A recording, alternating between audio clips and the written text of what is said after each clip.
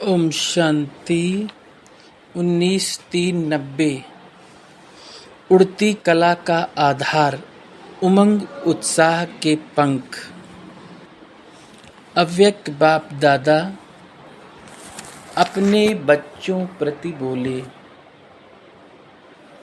आज सर्व बच्चों की स्नेह संपन्न मिलन भावना और संपूर्ण बनने की श्रेष्ठ कामना के शुभ उमंग उत्साह के वाइब्रेशन बाप दादा देख रहे हैं। हर एक बच्चे के अंदर, इसमें भी उसमें भी, इस कल्प में पहली बार मिलने वाले बच्चों का उत्साह, इस कल्प में अनेक बार मिलने वाले बच्चों का उत्साह अपना अपना है, जिसको आप अपनी भाषा में कहते हो नए बच्चे और पुराने बच्चे, लेकिन हैं सभी अति पुराने ते पुराने। क्योंकि पुरानी पहचान बाप की तरफ, ब्राह्मण परिवार की तरफ आकर्षित कर यहाँ लाई है। ये सिर्फ निशानी मात्र कहा जाता है, नया और पुराना। तो नए बच्चों का उमंग उत्साह यही है कि थोड़े समय में बहुत आगे उड़ते हुए बाप समान बन करके दिखाएंगे।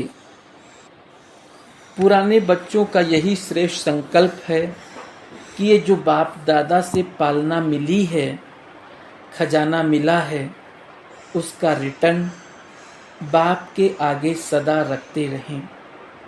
दोनों का उमंग उत्साह श्रेष्ठ है और यही उमंग उत्साह के पंख बन उड़ती कला की ओर ले जा रहा है। उड़ती कला के पंख ज्ञान योग तो हैं ही, लेकिन प्रत्यक्ष स्वरूप में सारी दिनचर्या में, हर समय, हर कर्म में, हर दिन नया उमंग उत्साह स्वतः ही उत्पन्न होता है। जहाँ उमंग उत्साह है, वही उड़ती कला का आधार है। कैसा भी कार्य हो, चाहे सफाई करने का हो, बर्तन मांजने का हो, साधारण कर्म हो, लेकिन उसमें भी उमंग उत्साह नेचुरल और निरंतर होगा। ऐसे नहीं जब ज्ञान की पढ़ाई कर और करा रहे हैं, वह याद में बैठे हैं, किसको बिठा रहे हैं, वह आध्यात्मिक सेवा में बिजी हैं, तो उस समय सिर्फ उमंग उत्साह हो और साधारण कर्म हो, और साधारण कर्म हो तो स्थिति भी साधारण हो जाए, उमंग उत्साह भी साधारण हो जाए। ये उड़ती कला की निशानी नहीं है। उड़ती कला वाली श्रेष्ठ आत्मा के उमंग उत्साह के पंख सदा ही उड़ते रहेंगे। तो बाप दादा सभी बच्चों के उमंग उत्साह को देख रहे हैं। पंख तो सभी के हैं, लेकिन कभी कभी उमंग उत्साह में उड़ते उड़ते थक जाते हैं। कोई छोटा बड़ा कारण बन जाता है, अर्थात रुकावट आती है। कभी तो प्यार से पार कर लेते हैं, लेकिन कभी घबरा जाते हैं, जिसको आप लोग कहते हो कंफ्यूज हो जाते हैं। इसलिए सहज पार नहीं करने के कारण थक जाते हैं, लेकिन थोड़ा थोड़ा थकते हैं, फिर भी लक्ष्य श्रेष्ठ है, मंजिल अति प्यारी लगती है, इसलिए उड़ने लग जाते हैं। श्रेष्ठ लक्ष्य और प्यारी मंजिल और बाप के प्यार का अनुभव थकावट से नीचे की स्थिति में ठहरने नहीं देता है। इसलिए फिर से उड़ने लग जाते हैं। तो बाप दादा बच्चों का ये खेल देखते रहते हैं, फिर भी बाप का प्यार रुकने नहीं देता और प्यार में मेजॉरिटी पास है। इसलिए रुकावट कितना भी रोकने की कोशिश करे और करती है। कभी कभी सोचते हैं कि बड़ा मुश्किल है, इससे तो जैसे थे वैसे ही बन जाएं, लेकिन चाहते भी पास्ट लाइफ में जाने का मज़ा नहीं आता, क्योंकि पहले तो इस परमात्म प्यार भरी जीवन का अनुभव नहीं था, इसलिए वही जीवन प्यारी लगती। अभी परमात्म प्यार और देहधारियों का प्यार, दोनों का अंतर सामने है। तो जब उड़ते उड़ते जब ठहरती कला में आ जाते हो तो दो रास्तों के बीच में होते हैं और सोचते हैं इधर जाएं व किधर जाएं, कहाँ जाएं। लेकिन परमात्म प्यार का अनुभव कंफ्यूज को सुरजीत कर देता है और उमंग उत्साह के पंख मिल जाते हैं। इसलिए सोचते भी फिर भी ठहरती कला में उड़ जाते हैं। बातें बहुत छोटी छोटी होती है लेकिन उस समय कमज़ोर होने के कारण बड़ी लगती है। जैसे शरीर की कमजोरी वाले को एक पानी का गिलास भी मुश्किल लगता है और जो हिम्मत वाला है उसको 2 बाल्टी उठाना खेल लगता है। ऐसे ही छोटी सी बात बड़ी अनुभव करने लगते हैं। तो उमंग उत्साह के पंख सदा उड़ाते रहते हैं। रोज अमृत वेले अपने सामने सारा दिन किस स्मृति से उमंग उत्साह में रहें, वो वैरायटी उमंग उत्साह की पॉइंट्स इमर्ज करो। सिर्फ एक ही पॉइंट कि मैं ज्योतिर्बिंदु हूँ, बाप भी ज्योतिर्बिंदु है, घर जाना है, फिर राज्य में आना है। ये एक ही बात कभी कभी बच्चों को बोर कर देती है। फिर सोचते हैं कुछ नया चाहिए, लेकिन हर दिन की मुरली में उमंग उत्साह की भिन्न भिन्न पॉइंट्स होती है। वो उमंग उत्साह की विशेष पॉइंट अपने पास नोट करो। बहुत बड़ी लिस्ट बना सकते हो, डायरी भी नोट करो तो बुद्धि में भी नोट करो। जब बुद्धि में इमर्ज ना हो तो डायरी से इमर्ज करो और वैरायटी पॉइंट्स हर रोज नया उमंग उत्साह बढ़ाएगी। मनुष्य आत्मा का ये नेचर है कि वैरायटी पसंद आती है, इसलिए चाहे ज्ञान का पॉइंट मनन करो या रूरिहान करो, सारा दिन बिंदु याद करेंगे तो बोर हो जाएंगे। लेकिन बिंदु बाप भी है, बिंदु आप भी हो, संगम युग पर हीरो पाठधारी भी हो, जीरो के साथ हीरो भी हो, सिर्फ जीरो नहीं हो। संगम युग पर हीरो होने के कारण सारे दिन में वैरायटी पार्ट बजाते हो। मुझ जीरो का सारे कल्प में क्या क्या पार्ट रहा है और इस समय क्या हीरो पार्ट है, किसके साथ पार्ट है, कितना समय और क्या पार्ट बजाना है। इस वैरायटी रूप से जीरो बन अपने हीरो पार्ट की स्मृति में रहो। याद में भी वैरायटी रूप से कभी बीज रूप स्थिति में हो, कभी फरिश्ता रूप में, कभी रूरिहान के रूप में रहो। कभी बाप के मिले हुए खजानों को, एक एक रतन को सामने लाओ। जिस समय जो रुचि हो उसी रीति से याद करो। जिस समय जिस संबंध से बाप का मिलन, बाप का स्नेह चाहो, उस संबंध से मिलन मनाओ। इसलिए जो सर्व संबंध से बाप ने आपको अपना बनाया और आपने भी बाप को सर्व संबंध से अपना बनाया। सिर्फ एक संबंध तो नहीं है, वैरायटी है ना। लेकिन एक बात ध्यान में रखनी है कि सिवाय बाप की प्राप्तियों के व सिवाय बाप के खजानों के और कोई याद ना आए। वैरायटी प्राप्ति है, वैरायटी खजाने हैं, वैरायटी संबंध है, वैरायटी खुशी की बातें हैं, उमंग उत्साह की बातें हैं। उस विधि से यूज करो। बाप और आप, यही सेफ्टी की लकीर है। इस स्मृति की लकीर से बाहर नहीं आओ। बस ये लकीर परमात्म छत्र छाया है। जब तक इस छत्र छाया की लकीर के अंदर हैं, तब तक कोई माया की हिम्मत नहीं। फिर मेहनत क्या होती, रुकावट क्या होती, विघ्न क्या होता, इन शब्दों से अविद्या हो जाएगी।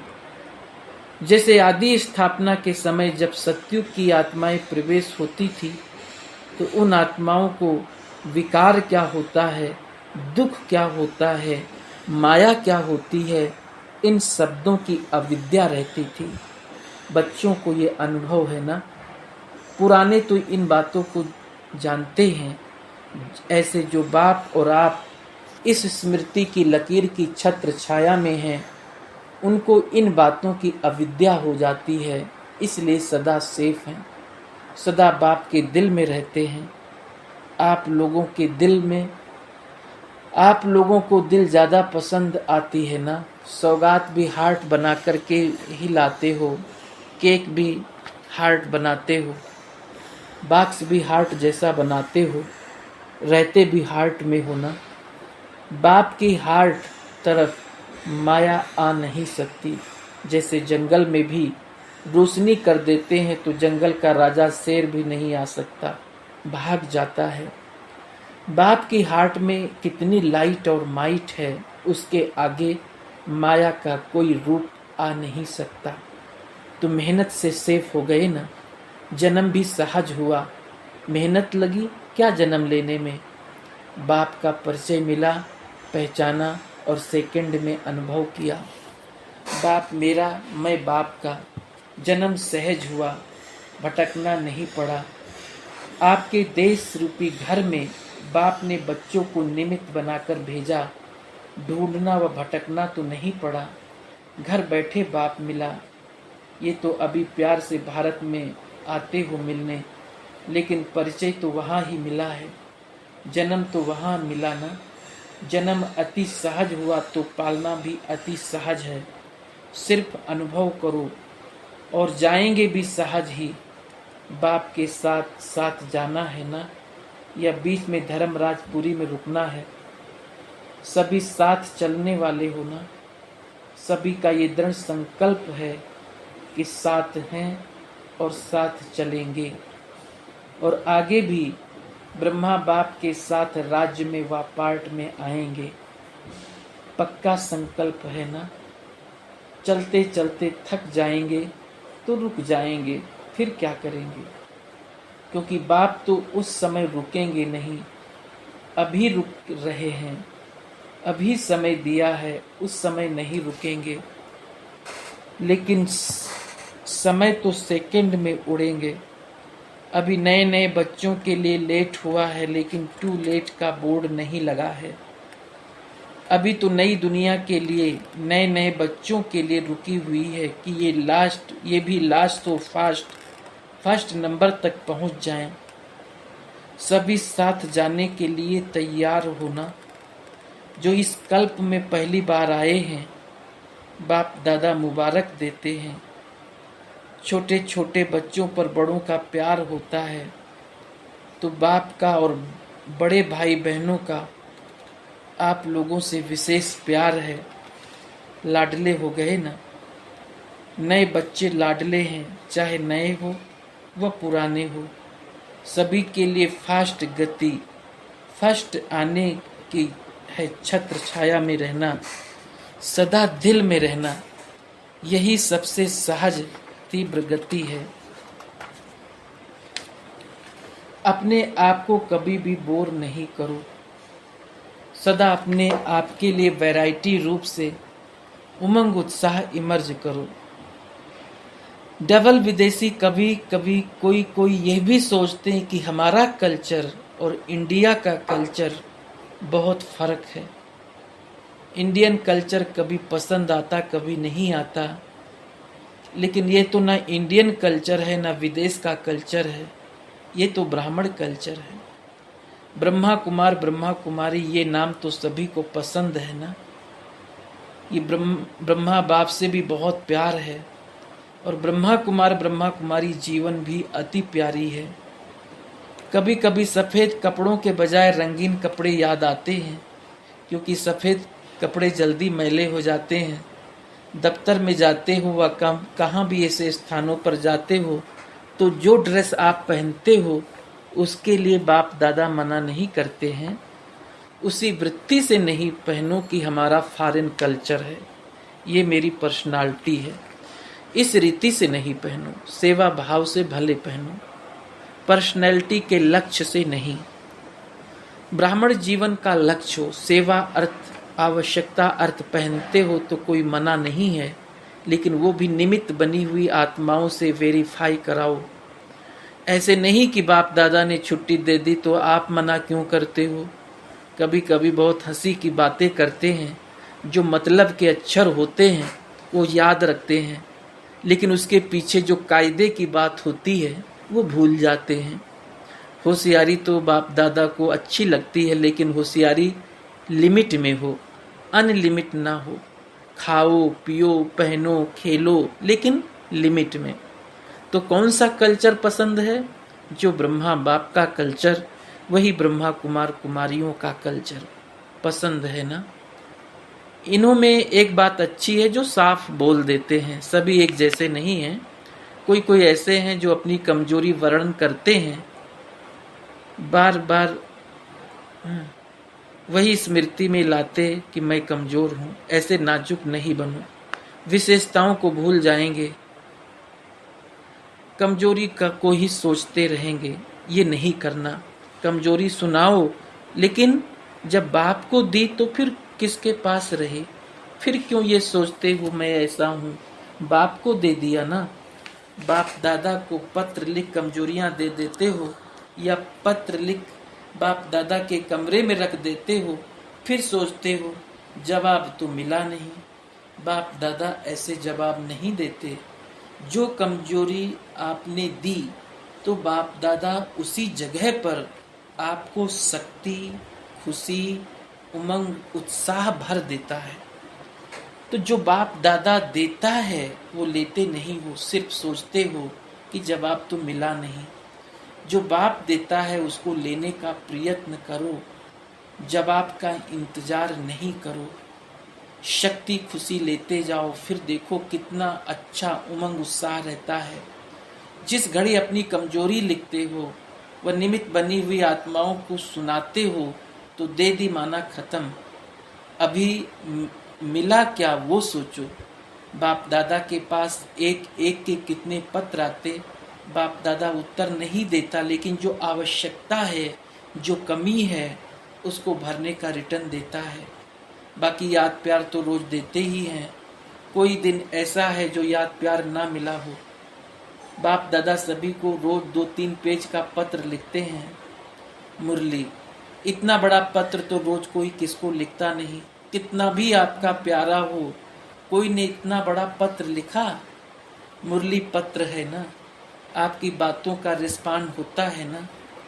तो इतना बड़ा पत्र लिखते भी, बोलते भी, जो आप विशेष पत्र लिखते हो उसका विशेष रिटर्न भी करते हो, क्योंकि लाडले सिकिलधे हो।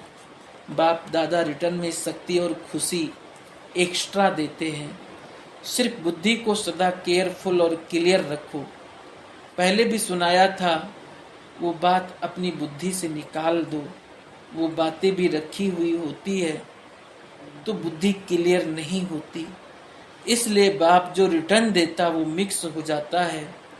कभी मिस कर देते हो, कभी मिक्स कर देते हो।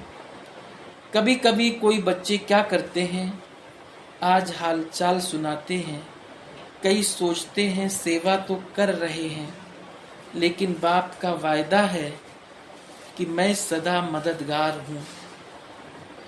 इस सेवा में तो मदद नहीं की, सफलता कम निकली। बाप दादा ने क्यों नहीं मदद की? फिर सोचते शायद मैं योग्य नहीं हूँ, मैं सेवा कर नहीं सकती हूँ, मैं कमजोर हूँ। व्यर्थ सोचते हैं। लेकिन अगर कोई बच्चा सेवा की मदद के लिए बाप के आगे संकल्प करते भी हैं, खुली दिल से करो, लेकिन इसका रिटर्न बाप दादा सेवा के समय विशेष मदद देते हैं। सिर्फ एक विधि अपनाओ, कैसी भी मुश्किल सेवा हो, लेकिन बाप को सेवा भी बुद्धि से अर्पण कर दो। मैंने किया, सफलता नहीं हुई, मैं कहाँ से आया? बाप करण करावनहार की जिम्मेवारी भूल करके अपने ऊपर क्यों उठाई, ये रांग हो जाता है। बाप की सेवा है, बाप अवश्य कराएगा। बाप को आगे रखो, अपने को आगे नहीं रखो। मैंने ये किया, ये मैं शब्द सफलता को दूर कर देता है, समझा? दोनों प्रकार के पत्र और रूरिहान होती है। एक कमजोरी के पत्र या रूरिहान, और कोई सेवा में सफलता प्रति पत्र लिखते या रूरिहान करते। आप करने वाले निमित्त हो, मैं योग्य नहीं हूँ, ये संकल्प कैसे करते हो? ये कमजोर संकल्प ये बीज ही कमजोर डालते हो और फिर सोचते हो फल अच्छा क्यों नहीं निकला। बीज कमजोर और फल शक्तिशाली निकले, ये हो सकता है क्या? फाउंडेशन कमजोर डालते हो।